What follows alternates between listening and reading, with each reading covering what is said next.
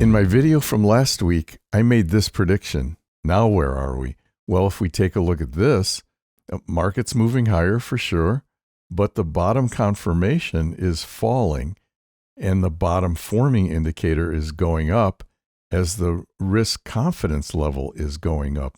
This tells me we could be in for another softening. So let's see what happens. And you can see here that the market pulled back on Tuesday, and then it really failed to close higher for most of the indices. You can see that the S&P, the Dow, and the NASDAQ all closed lower for the week. The Russell closed up a little bit, and ARK Invest closed up a little bit, but you can see they were both headed lower going into the end of Friday. So this is definitely softer than you'd like to see in a very good up market. So what does the stock market do after it goes up? Does it pull back? And if so, when? Another question, why does it pull back? Could it have anything to do with all the talking heads in the financial news media who start to issue warnings about the markets and how their meteoric rise is unwarranted? Over the last 6 months. And I'm having a very hard time squaring this circle. If 88% of the states are reporting rising unemployment, how can it be that national unemployment remains stable at a very, very low level? Right. Now, you particularly cite maybe the overgiddiness, if there's such a technical term. When it comes to the NASDAQ 100, that's in an atmosphere of its own. What's going on there that worries you? Because a lot of people say, well, the earnings will catch up to the great potential there. And I heard that before, granted, but what are you worried about? Let's look at a couple things. First of all, the Magnificent Seven, I think it's down to 6 now that Tesla's down by half, yield virtually nothing. Half of those stocks have no dividend at all. The S&P has a dividend of 1.5%. But you can get 3 times that, more than 3 times that in a Treasury bill. So people are betting on higher prices. They're not saying I need income from stocks. And they've been richly rewarded for doing so, right? They have so far, but in order to capture that gain, you have to eventually sell. CNBC in particular caters to traders who try to make short-term moves to take advantage of volatility in the equity markets, while the other major news networks and financial news shows get more viewers through fear than they would by publishing stories on how wonderful everything is. Just think about all the times you've heard a major winter storm was coming and how many of those warnings turned out to be kind of a yawn. I think you'll get my point. The news media outlets have a responsibility to warn you of the worst case scenario in case it happens, but it also serves their agenda of getting you to keep coming back for updates. When these talking heads get on these shows and start talking about how they think the markets are too frothy and we're going to see a pullback, guess what happens? Some retail investors and institutions become scared and start making changes to their portfolio allocations. As a result, the market pulls back and these negative comments become self-fulfilling prophecies. What should you do if you're a long-term investor looking to compound your investments over many years? Well, the answer is pretty simple. First, allocate according to your risk tolerance with a healthy portion of your portfolio in U.S. government treasuries. When I say healthy, I mean at least 40% of your portfolio. Any amount smaller than that is meaningless because there won't be enough of it in your portfolio to offset the risk assets when things get really bad. Second, don't try to time the markets and just keep dollar cost averaging into your investments in down and up markets. And finally, third, don't rebalance your portfolio more than once a year. Look, rebalancing too often can turn compound annual returns into arithmetic returns, meaning it stifles your long-term compound annual growth rates. And why is this? Well, there are 2 reasons. The first reason is, look, think about it. If you have an investment that keeps going up and you keep lopping off the returns, you're not giving that additional money time to compound going forward. So you're turning a compound annual return into a simple arithmetic return, kind of like you're taking dividends from the stock. And the second reason to not rebalance too often is you take away the gains from your winners and you give them to your losers or laggards. Look, we've done a lot of research on this topic, and we've proven time and time again that this is a really bad practice. Over the long term, and I mean 10 years or more, it pays to be an investor instead of a trader who tries to time the market movements. At the end of this video, I'll refer to 2 of my videos that describe how to create the ideal portfolio for the long term. With all that, let's take a look at how the equity, bond, gold, and crypto markets are looking right now. So if we take a look at the equity markets over the past week, and I already kind of went through this, you can see that they kind of went nowhere. We had a pullback on Tuesday, and then the markets rallied Wednesday, kind of flattened out on Thursday, and then pulled back on Friday. The net result is that most of the indices ended up lower, and the ones that didn't were falling on Friday. So this is not a great looking picture, even though the riskier equities finished on top of this list, with the exception of the NASDAQ 100, which finished at the bottom. So this isn't a very healthy looking market right now. And if we take a look back over the past month, well, it kind of looks somewhat healthy here, but you can see how jagged it's gotten. It's gotten a little bit wonky here. And you can see that, yeah, the Dow's on the bottom. The NASDAQ finished second highest, S&P third. And you can see that the ARK finished first, but this is starting to look sort of unstable and unsure of itself. I'm going to look at year to date. We haven't been doing that because there hasn't been too much to it. We're a little bit past a month, but you can see if we look back year to date, you can see that we've had a nice rally here. But ARK Invest still is at the bottom of this list, probably because it fell more than the others back here. So this looks somewhat healthy, but we'll have to see if this current skittishness turns around or when it turns around. And if we look back over the past year, we've had a very nice, healthy rally here. NASDAQ finishing in first place by far, ARK Invest finishing in second, S&P, followed by the Dow, followed by small caps, which have been lagging. And what about the bottom dynamics? Well, you can see that the bottom confirmation is still increasing here, but the price on Friday, the S&P 500, pulled back on Friday. Now, what's happening with the risk confidence level? It's falling. Not only is it falling, it's now negative. So what this tells me is that we're still in for further softening. We could see a downward move or a continued flatness to softening next week. What about risk versus opportunity? Well, I don't like the fact that risk acceleration since back here at the end of January has been increasing. Now, recently it declined on Friday, so maybe that's good. But I also don't like the fact that while the opportunity level is up here at a very nice level, I'd like to see it higher, but it's not at a bad place here. But it also declined on Friday, and it looks like it declined on Thursday as well. So this is not looking good. The red line, which is risk, tends to be very much of a lagging indicator. You can see it's way down here at 10. It's kind of flat. It's not going anywhere. So I don't really put much emphasis on this until it gets way up here, and sometimes it's too late and things are already starting to improve. What about equity versus safety? Well, this gives me a little bit of concern. I do like the fact that all the equities are up here in the 1, 2, 3, and 4 positions.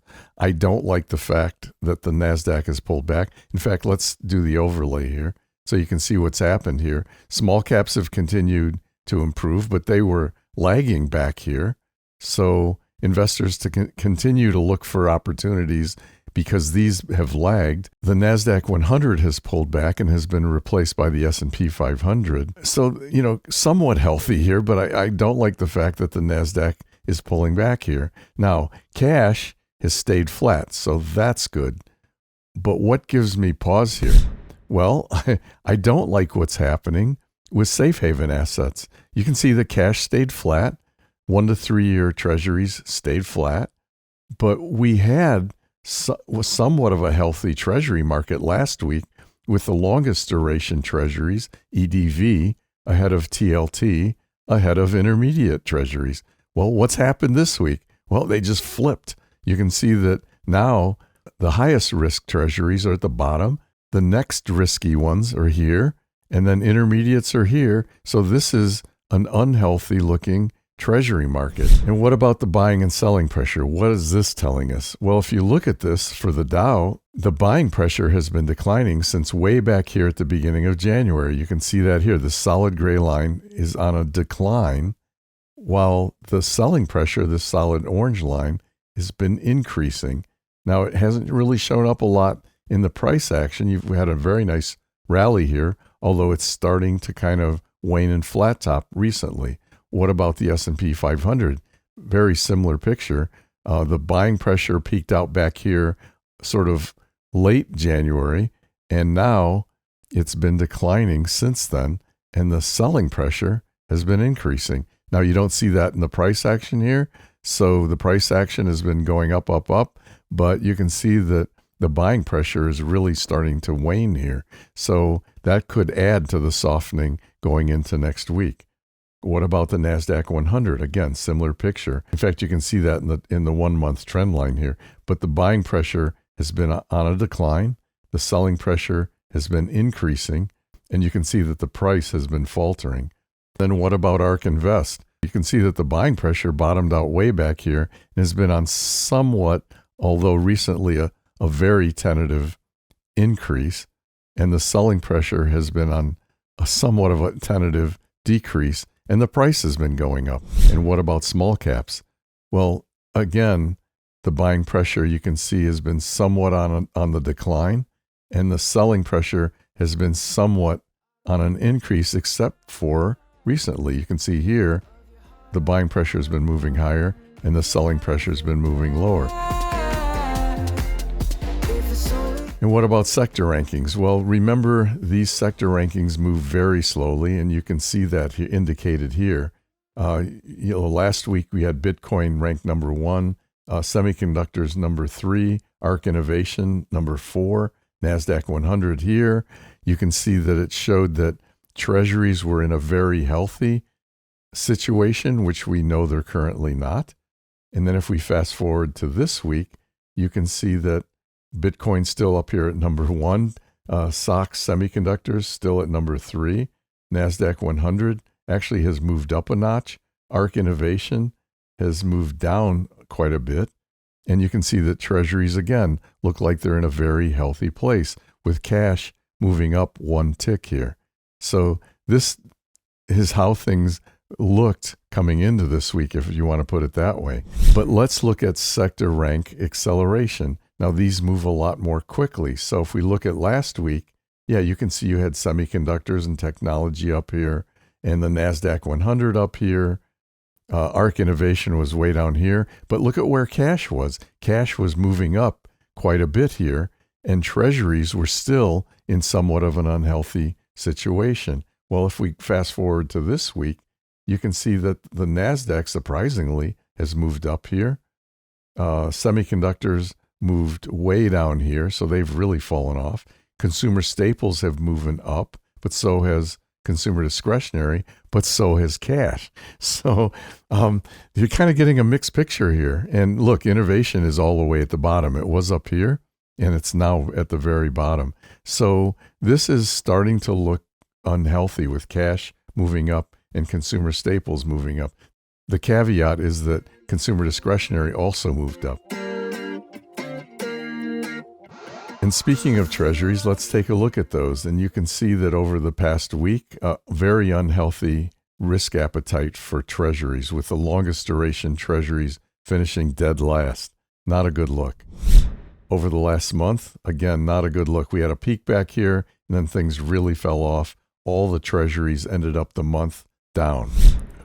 Year to date, again, not a healthy situation. All of the Treasuries ending lower since the first of the year. And you can see that they were led by the riskiest, longest duration Treasuries, which are in dead last, followed by the 20-year, followed by what I call intermediate to long Treasuries, 7 to 10 years, followed by intermediate Treasuries, and followed by short Treasuries. So this is an unhealthy looking risk appetite for Treasuries. And if we look back over the past year, you can see that the longest duration Treasuries still underwater, And, my hope is that as the Fed softens its stance on keeping interest rates where they are, these should turn around and start to move higher. And how does this all show up in the buying and selling pressure? Well, similar to equities, you can see that we've got the buying pressure here for 1 to 3 year treasuries peaked out here and is moving lower, while the selling pressure is increasing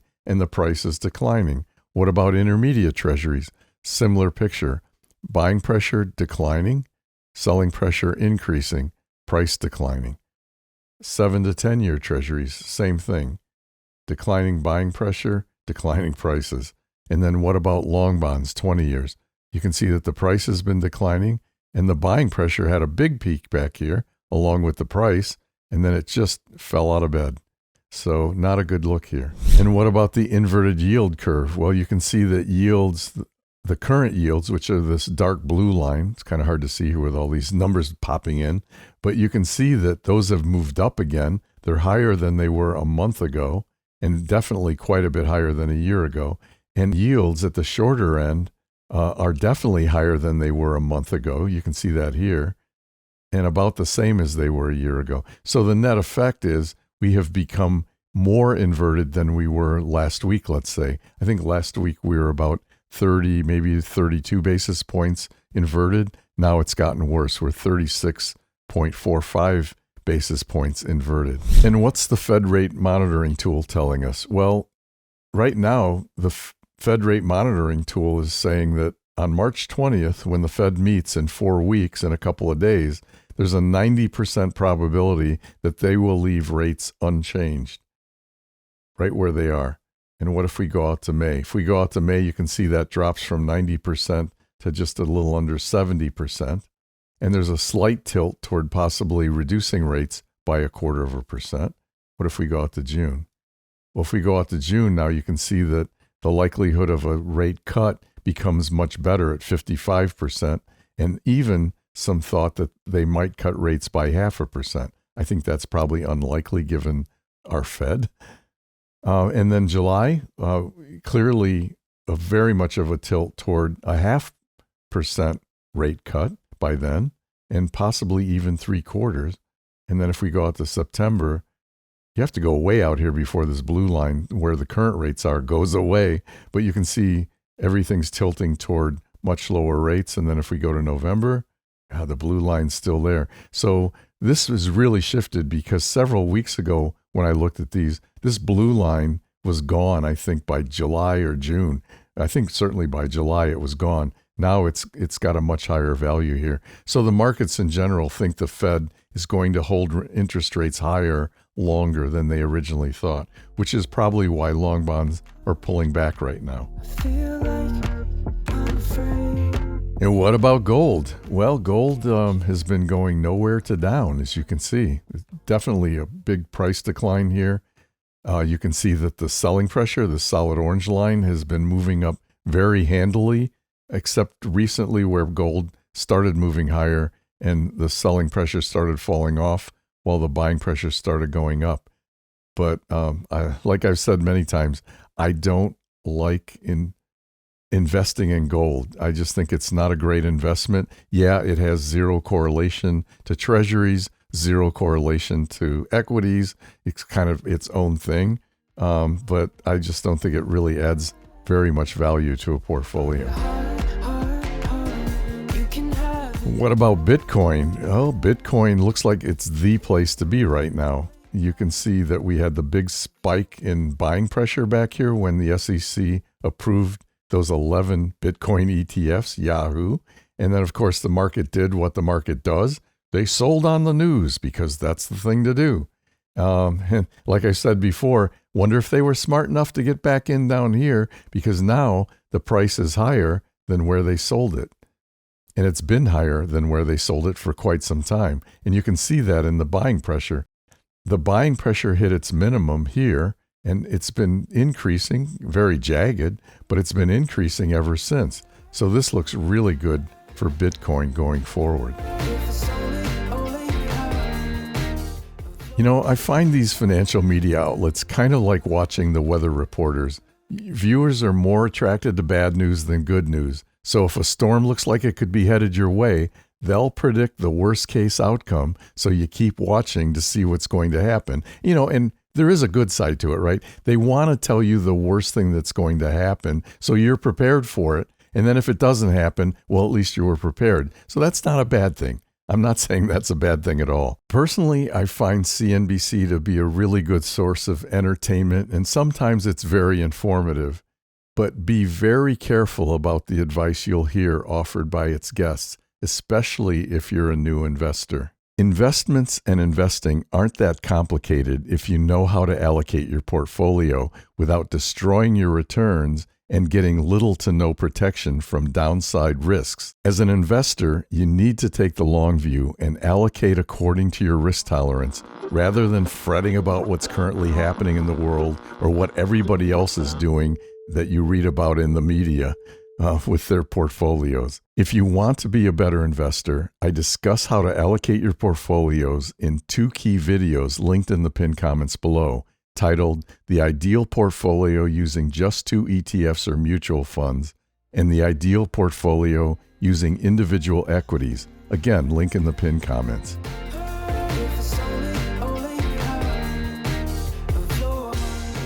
Until next week, I'm Calvin Rose, and thank you for watching Invest Smarter. That's all for now. Stay up all night, gotta work now. Make up my mind and it turns around. Say that I'm fine till I burn out. Thinking this money sounded so nice. Ambush here in the strobe lights. Pay anything for the high price. This life feels like the sunny water. Wet my lips, but the sun's stronger. Pour it out, if I'm being honest. It's just not everything you promised. Running out, drying out, what did you say? What did you say when I told you? Maybe this wrist wasn't gold-proof. Packing my bags like it's all true. Hard to make friends when I'm focused on all these bars that I'm holding. I like the cold, but it's lonely, yeah. This life feels like the sunny water.